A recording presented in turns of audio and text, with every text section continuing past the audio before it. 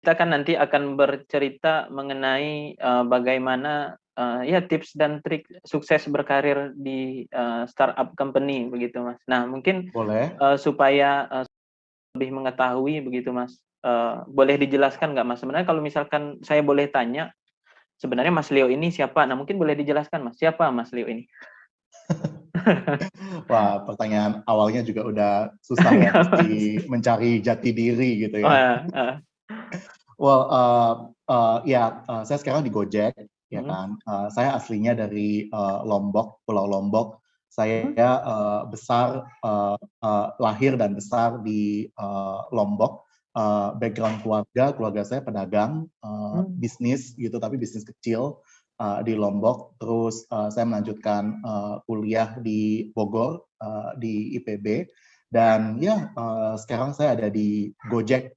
mhm, Intinya membantu membangun Gojek lah mhm. di Indonesia sebagai yang kita bilang kan perusahaan karya anak bangsa ya. Gimana Wah, supaya di tahap selanjutnya dari perkembangan Gojek kita bisa tetap stay true, mhm, istilahnya bisa tetap melekatkan diri kepada misi awal kita kan untuk membuat Indonesia bangga menjadi satu dari sedikit produk Indonesia yang berskala internasional, mengembangkan talent-talent Indonesia yang berkelas dunia, dan juga tentunya memberikan produk dan layanan yang dalam misi kita kan mhm, removing daily frictions gitu kan, yang membuat mmm, hidup orang sehari-hari menjadi lebih mudah, sehingga mmm, apa? Sehingga manusia punya lebih banyak waktu, mmm, dan waktu yang lebih banyak ini bisa digunakan untuk hal-hal yang lebih produktif, karena kita percaya dari situ lahir inovasi. Kalau kita ah, terlalu sibuk, aduh mesti ke pasar, mhm, mesti ke kantin beli makanan, itu kan mungkin 30% waktu kita udah habis kan, masih berpindah dari satu poin ke poin yang lain mhm, gitu kan. Nah, bayangkan kalau 30% waktu kita itu bisa kembali ke kita karena tadi friksinya dihilangkan, dan ya dari situ kita bisa menggunakan waktu tersebut untuk hal yang lain, mhm, berpikir mungkin bisa melahirkan inovasi gitu. Jadi kalau ditanya siapa saya, mungkin mhm, um, I'm a believer. Saya tipe orang yang harus percaya dulu terhadap sesuatu. mhm, Biasanya I believe in a mission. Kalau seandainya kita punya, when we hear a good mission and we believe in it, ya we follow gitu kan. When we have a good mission, we do it gitu kan. mmm, Jadi saya mendeskripsikan diri saya, I'm a believer. Sebelum saya melakukan sesuatu, saya mesti percaya dulu kenapa kita harus melakukan itu. Dan yang kedua, I'm a builder. Saya adalah kuli tukang lah ya, yang bangun-bangun. Ya, saya suka membangun sesuatu, terutama dari sesuatu yang belum besar ke mhm, ya gimana supaya bisa lebih besar dan lebih impactful. Karena tadi kan dalam hidup saya lebih banyak tipe yang di-drive oleh value kan. Karena tadi ah, believer dulu baru builder. mhm, iya dan saya tangkap tadi, mungkin saya belum tahu secara detail nih, Mas, values dari Gojek sendiri, tapi apakah, sebagian yang Mas Leo sebutkan tadi itu mempermudah kehidupan manusia begitu ya, Mas, ya? Itu misi sih kalau saya bilang. Misi, Tapi heeh, kalau value kan kita punya value seperti oh ya, social impact, mhm, bisnis itu harus bisa memberikan dampak yang positif terhadap masyarakat, mhm, membangun komunitas lah istilahnya gitu kan. Karena iya, kalau masyarakat sendiri kan akan susah gitu kan. Kalau dari iya, dulu kan kita percaya bersatu kita teguh gitu kan. Nah, mhm, bersatu kita teguh dalam bahasa digitalnya sekarang adalah community building gitu kan. ah, That is what Facebook does gitu kan. Facebook kan mmm, walaupun social media kan sebenarnya mereka building community. Begitu mhm, juga Gojek, kita building komunitas UMKM, kita building oh, komunitas informal. Karena mhm, ya kalau mereka fight sendiri-sendiri, nggak mhm, akan punya skala mmm, gitu, akan ketinggalan zaman. Tapi kalau iya, mereka di-build sebagai satu komunitas, misalnya komunitas mitra, mhm, komunitas GoFood mhm, misalnya, mereka punya peluang. oh, Mereka punya peluang untuk step up di kalau kalau enggak ya akan terus kapitalis kan, iya, iya, akan iya, terus ya mungkin nggak boleh sebut merek lah ya, heeh, perusahaan-perusahaan yang bernilai puluhan triliun gitu yang mhm, akan mendominasi bidang F&B di Indonesia gitu ya mhm, kan. Uh, Iya, jadi kalau kalau dari sisi value, social mhm, impact merupakan value yang utama. Speed, kecepatan, mhm, itu juga value lain yang dimiliki oleh Gojek. mhm, Dan yang ketiga mungkin inovasi ya. oh. Uh, Ya, menarik, Mas. Jadi saya, ya kebayang, eee, ya saat siapa, Mas Nadiem Makarim masih menjadi CEO Gojek kan, saya ingat sekali dulu Mas Nadiem sering ngomong ya, Gojek ini nggak sekedar hanya aplikasi untuk pemesanan ojek online, tapi ya super apps begitu. Jadi itu sampai sekarang masih terus berkembang gitu ya Mas ya? Ya, mungkin istilahnya you name it, we do it gitu kan. Jadi dari apa yang kalian mau ya kita coba lakukan gitu kan. Kalian pengen belanja ya tapi nggak punya personal shopper yang bisa Yeah. disuruh-suruh buat minta tolongin buat Yeah. belanja. Ya kita adakan itu gitu. Sakit misalnya malam-malam susah nyari obat, susah konsultasi ya kita juga adakan misalnya GoMed misalnya ya kan. Barang ketinggalan ada GoSend gitu kan buat nganterin, nggak perlu balik ke rumah dulu buat ngambil. Oh iya. Ya, so yeah, you name it, we do it. Itu mungkin salah satu spiritnya ya. Sebelum masuk ke pertanyaan selanjutnya, Mas, saya agak penasaran, Mas. Nah, tadi ya Mas Leon, you name it, we do it gitu kan. Gimana agility dari Gojek sendiri? Saya nggak kebayang gitu, Mas. Well, mungkin dari pengalaman saya, kita kenapa bisa agile karena kita berani bereksperimen.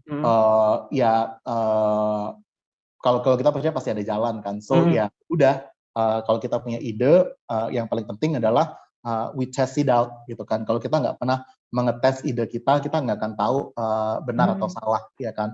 Kalau di startup mungkin yang membedakan dari perusahaan-perusahaan yang sebelumnya, saya nggak mengkotak-kotakan ya, ada perusahaan startup, ada perusahaan konvensional, karena saya pernah ada di dua-duanya. Jadi mungkin saya bilangnya perusahaan yang startup, perusahaan yang baru gitu kan. Baru itu mungkin ya baru kurang dari 10 tahun umurnya, dan perusahaan yang udah lama gitu kan. Nah, bedanya apa sih? Di startup itu kita percaya prinsip namanya iterasi. Kesempurnaan itu nggak ada dari day one. Jadi yang paling penting adalah luncurkan dulu, terus iterasi. Iterasi itu misalnya Rahim ngasih feedback, oh ini jelek nih, ordernya susah, oh ya berarti kita perbaiki di order flow-nya. Atau Rahim kasih feedback lain, oh promo-promonya nggak kelihatan nih, oh kita perbaiki di discoverability, supaya orang langsung melihat apa yang kita tawarkan. Jadi ya itu sih yang membuat speed, karena kita mulai dulu, nanti akan dibangun dari iterasi, terus pengulangan, trial and error, sampai menjadi mungkin tidak sempurna, tapi menjadi sesuatu yang lebih baik. Nah, setelah ada iterasi, baru kita mulai memikirkan skala, ya kan. Kalau misalnya usernya jadi 100 juta, gimana nih? Sistemnya kuat atau enggak, gitu kan. Bandwidth-nya ada atau enggak. Kalau usernya sekarang tidak hanya di Indonesia, tapi di luar negeri juga, sistemnya mesti buat baru, atau kita bisa mengembangkan sistem yang ada, tapi cakupan geografisnya lebih luas. Jadi itu sih kenapa menurut aku kita bisa punya speed ya, karena kita percaya tadi perfection itu is not coming from day one.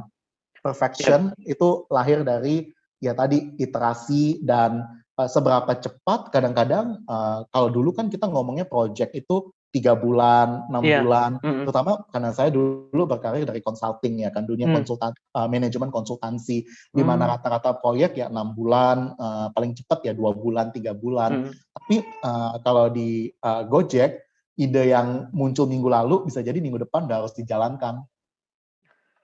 Atau ide yang muncul kemarin, hari berikutnya udah harus dijalankan, dan itu kejadian. It is not just ini benar-benar anecdotes gitu, dalam kehidupan nyata ini terjadi. Iya, Mas. Dan itu malah seperti yang Mas Leo sampaikan, itu boleh dibilang mulainya dari bawah ya, Mas. Maksudnya ide inovasi itu mulai dari bawah, nanti dari pihak manajemen hanya menyetujui saja gitu ya, Mas? I think nggak penting ide itu mulai dari atas atau dari bawah. Menurut saya yang paling penting ide itu relevan. Nah, gimana supaya ide itu relevan? Supaya ide itu relevan itu mesti user centric. Kita mesti lebih dengerin consumer. Siapa user yang kita serve? Kadang-kadang misalnya kayak GoFood. GoFood itu lahir bukan dari kita, bukan dari top down atau bottom up, bukan dari atas atau dari bawah. GoFood itu lahir dari ya teman-teman users kayak misalnya Rahim, Dendi. Mereka memberikan saran gitu kan. Terus kita lihat, oh iya, dulunya kan kita cuma ada layanan transportasi, ya kan. Nah, dari data kita baru sadar, oh ternyata lebih dari 70% layanan transportasi kita itu ke restoran. Dan orang banyak yang quote unquote ya, for the lack of better word, mengabuse layanan transportasi. Jadi mengabuse layanan transportasi gimana? Transportasi kan harusnya nganterin orang nih, Iya, ya benar. kan? Mereka bikin janjian sama mitra kita, ini saya pesan makanan ya dari misalnya Pisang Bu Nani, tolong dibawain ya. Tapi nggak nganterin orang, nganterin barang. Nganterin barang. Ya kan? Nah, dari situ lahir ide, oh iya, berarti konsumen kita mau food delivery. Ya kan, GoShop juga, ya kan, nggak semua orang punya pembantu rumah tangga, misalnya. Iya, benar. Ya kan? Kita ingin menghadirkan, ya semua orang bisa punya pilihan gitu. Kalau mereka nggak punya waktu, ingin belanja, ya mereka ada yang membantu, gitu, ada yang bisa membantu sehingga mereka bisa ya tadi melakukan hal lain gitu kan dengan waktu yang tersisa. Jadi menurut saya ide yang paling baik itu adalah ide yang relevan, ya kan. Dan ide yang relevan itu nggak mesti bisa jadi top bottom, bisa jadi bottom up. Dan kalau di kita yang paling penting adalah we are crazy about users, being very very user centric gitu kan. Selalu kepo lah istilahnya kan, nanyain apa sih yang bisa kita bantu, apa sih masalah dari konsumen yang mau kita pecahkan. Dan kekepoan yang sama kita pindahkan juga ke misalnya drivers atau ke merchants gitu kan. Kita selalu ingin tahu gimana supaya drivers kita lebih nyaman, lebih aman dalam menjalankan orderan mereka, dan tentunya lebih sejahtera juga gitu kan. Sehingga tadi value atau misi social impact itu bisa benar-benar ejawantahkan ya, di realize gitu kan. Dan merchants juga sama, kira-kira gimana supaya UMKM ini yang modal kan mereka pasti kalah dengan pemain besar kan. Gimana supaya mereka tetap bisa relevan, tetap bisa bersaing. Oh, mesti ada digital marketing, oh mesti ada promotion ya kan. Dan ternyata nggak semua UMKM itu awalnya paham gitu kenapa mesti promote, kenapa mesti keluar duit di marketing. Dan kalau di pikiran mereka marketing itu mainannya Indofood lah, mainannya perusahaan besar gitu kan. Ternyata ya sekarang kan dengan adanya digitalisasi, marketing itu didemokratisasi. Jadi siapapun bisa melakukan marketing. Bahkan sekarang kita pun bisa misalnya pay promotion gitu kan di Instagram supaya followers kita lebih banyak segala macam gitu kan. Jadi ya itu sih Rahim yang paling penting. Ya ide itu datang dari consumers kita sendiri gitu. Itu yang paling relevan karena kan mereka yang tahu masalah hidup mereka itu apa sih, apa yang bikin mereka frustasi tiap hari. Kadang-kadang kita juga nggak tahu gitu kan. Atau kadang-kadang kita pikir kita paham, tapi ternyata konsumen kita itu luas banget karena kita mengambil experience itu pasti dari kehidupan kita ya kan. Dan kehidupan kita is only this much gitu. Ya kan. Sementara konsumen kita kan berlatar belakang budaya yang berbeda, berlatar belakang sosial ekonomi yang berbeda, background pendidikannya berbeda. Ya kalau kita cuma inward looking, benar-benar sourcing ide dari kita sendiri, ya we only know what we know. Kita nggak akan expand kan horizonnya gitu. Jadi tadi itu berarti ya Gojek sendiri memang berfokus kepada customer tadi seperti mission yang Mas Leo sebutkan tadi, Mas. Mungkin nggak hanya customers ya, tapi stakeholders lah. Karena stakeholders. Kan kita punya users seperti Rahim, Dendi, hopefully ya. Kalian berdua adalah user Gojek ya. Iya, insya Allah. Setiap hari saya masih pakai GoFood. Oke, alhamdulillah. Dan kita juga punya merchants gitu kan, yang kita sebut sebagai user lah, ya kan, teman-teman UMKM yang bergabung di online platform. Dan yang paling penting kita juga punya drivers yang kita sebut mitra, kita sebut mitra roda 2 atau mitra roda 4. Tanpa mereka nggak akan ada yang jalan gitu kan. Dan 3 ini adalah yang kita layani gitu kan, user yang benar-benar kita serve itu adalah tiga kelompok ini yang jadi stakeholders kita. Iya, wah menarik Mas. Nah tadi dari penjelasan tadi sih saya tangkap ya Mas Leo sudah menjelaskan ya sederhananya bagaimana sih bisnis Gojek ini berjalan begitu ya Mas ya? Iya. Nah mungkin ini ke pertanyaan selanjutnya Mas, supaya kita back to the topic nih Mas. Kelihatannya nih Gojek temanya terlalu menarik ini Mas. Nah, kalau boleh tadi mungkin Mas Leo sudah ada mention beberapa sih. Kalau boleh tahu Mas, peran atau posisi Mas Leo di Gojek sekarang sebagai apa, mengerjakan apa, sehari-hariannya ngapain sih Mas? Oh, pertanyaannya menarik. Tapi mungkin bukan sehari-hari Mas, tapi sehari semalam ya Mas ya. Karena 24 jam Mas. Malam tidur. Oh, malam tidur. Ya, saya tipe orang yang percaya istirahat itu penting banget. Iya, benar, Saya Mas. tipe orang yang sangat-sangat dipengaruhi kalau kurang istirahat itu jadi cepet capek, gitu kan. Iya. Dan kalau kita capek, kadang-kadang ya kualitas ide yang keluar juga nggak maksimal. Iya, benar, Mas. Ya mungkin ke pertanyaannya Rahim, Mm-mm. saya bergabung di Gojek 2018 Mm. dan tadi ya karena spiritnya Gojek kan masih spirit startup gitu kan, Iya, Mas. perusahaan yang rintisan. Kita selalu merasa kita masih early gitu, kita masih belum jadi sesuatu yang udah apa istilahnya bisa legowo lah ya, bisa complacent istilahnya. Jadi saya berganti role tuh 3 kali dalam Berganti waktu 2 shifting tahun karir begitu, lebih. Mas? Berganti role dalam Gojek, Oh, dalam di dalam perusahaan Gojek. yang Oke. sama, berganti posisi lah kalau kita bilang, Iya. ya kan. Posisi pertama saya itu posisi di daerah, Di mana, Mas? jadi di luar Jakarta lah, di Di luar luar Jakarta. Jabodetabek. Dulu kita bilangnya city owner, ya kan. Saya jadi memegang salah satu kota utama Gojek dan pekerjaan sehari-harinya apa ya, mengembangkan bisnis di situ sebagai mini owner kalau kita bilang, ya kan. Kita dikasih satu city, satu kota, dan kita punya semua support dari Gojek.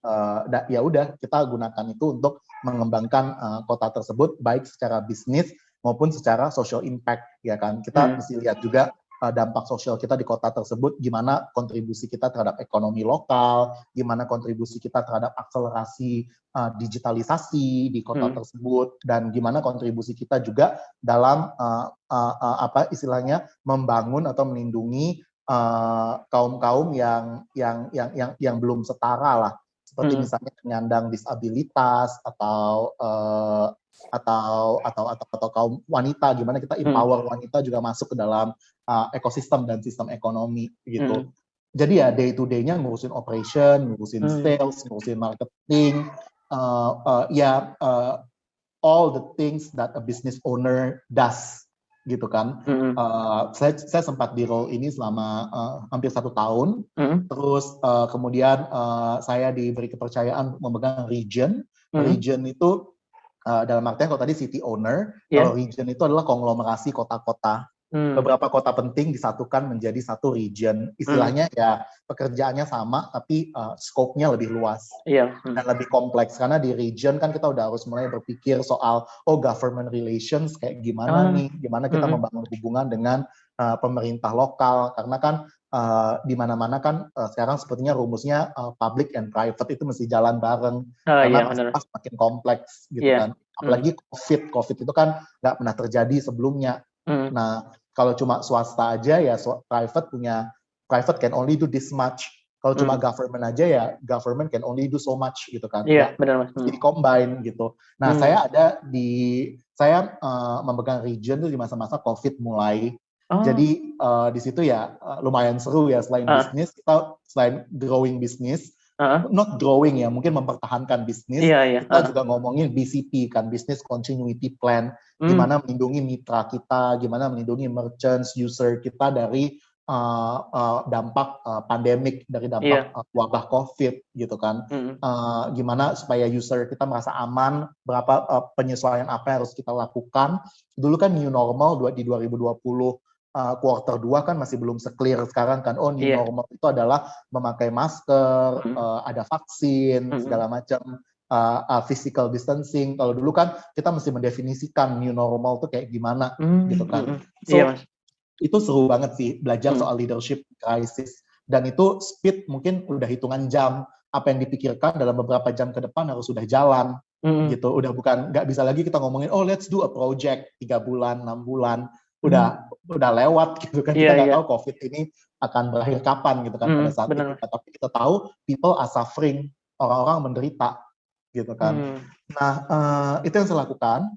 Terus di awal 2021 saya memegang Indonesia, salah satu bisnis paling besar Gojek di Asia Tenggara, tapi dari sisi strategi. So in short, saya menangani perencanaan bisnis lah untuk Indonesia, untuk bisnis kita di Indonesia. Salah satunya adalah ya gimana kita bisa membuat proses-proses yang ada di bisnis kita lebih efisien, gimana growth strategi, misalnya strategi perkembangan bisnis kita mungkin 5 tahun ke depan, gimana dan beberapa special projects itu misalnya gimana supaya kita bisa meningkatkan profitabilitas perusahaan, gimana supaya kita bisa meningkatkan produktivitas perusahaan, mungkin hal-hal seperti itu sih yang saya lakukan sekarang ya. Iya. Lebih banyak berada di thinking part.